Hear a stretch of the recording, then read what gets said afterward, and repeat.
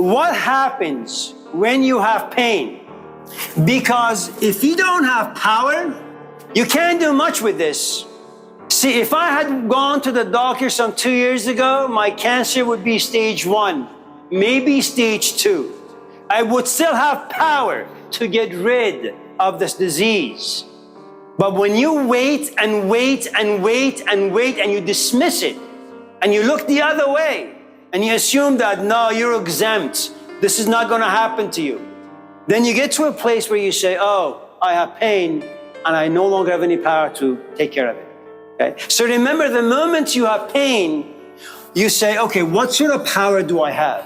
And you go into your, say, cabinets to look at all the tools. Some pains are physical. You have a toothache.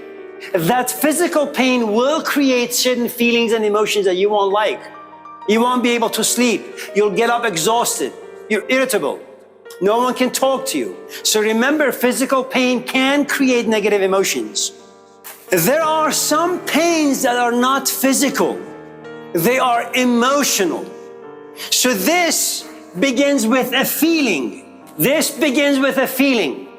You don't like the way you feel. You don't like the way your dad talks to you, your mom talks to you. You don't like the way your instructor talks to you. You don't like the way your customers talk to you, all right? You have a feeling, and it's authentic, and it's genuine, and it's honest, and it's true. And here's the thing. You will exercise whatever power you have to get rid of this.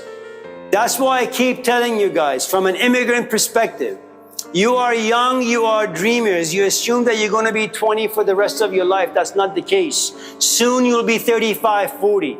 Psychologically, biologically, you will demand different things from yourself. And if you don't have the resources, if you don't have the power, you won't like yourself very much. And other people won't like you. And you won't like your life. Now, when you have a pain in your system, whether physical or emotional, what is it that you're experiencing? Some sort of a disturbance. The waters are no longer calm. As you're eating food, you keep thinking and feeling about this.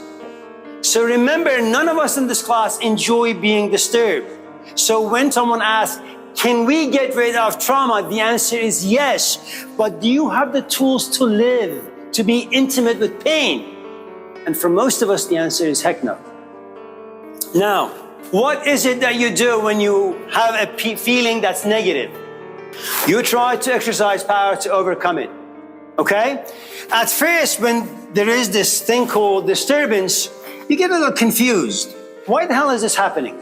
You begin to ask a lot of questions, okay? You want to figure out what lives under the hood so you can figure out why your car is not running, why mentally you're kind of just getting stuck. When you realize that you can't do much with this, you don't have the resources, you're not listening to your mom, or your dad, your boyfriend, whatever the case may be, you begin to experience frustration. Remember, no one goes from point A to trauma point B. It doesn't work that way. Behind every trauma, there is this complexities of events and emotions, right? So you have frustration. Now remember, you had the pain. That's disturbance number 1. Now you're also frustrated, disturbance number 2. Now you got to deal with 2 things. The fact that you feel crappy and this pain isn't going anywhere. When frustration lives inside you for a while, then you're always restless. And that creates for a very, very anxious human being.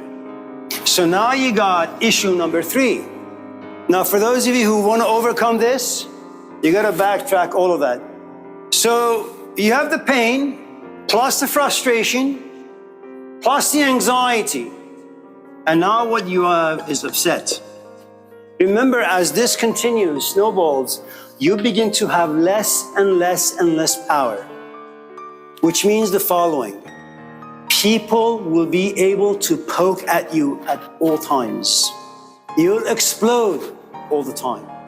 And if you're a smoker, you'll begin to smoke all the time. Now, the other thing you need to understand, because you and I are social animals, we live amongst other people, you will try your best to make sure you put your best face in society. And now you have another issue. Deep down, you really want to scream, but you pretend that everything is okay. Not only are you carrying all the stuff inside you, but you must also protect your social image. That's a lot of things to carry. At this point, you have basically zero power. Zero power. Something really, really interesting is going to happen.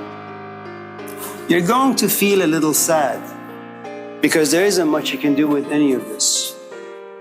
You're going to feel a little sorrow, from sadness to sorrow.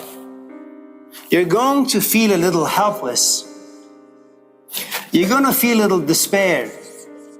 And then you're going to be depressed.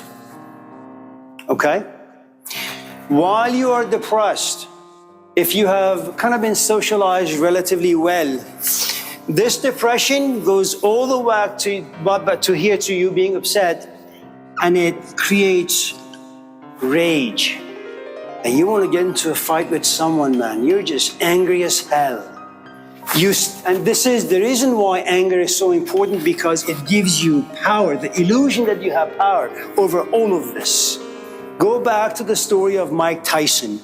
In his prime, no one could stand in the ring with him for more than a couple of rounds. Impossible. It wasn't that he was a great boxer. He was a great boxer, no doubt. But there was so much anger inside him that every punch carried a traumatic history.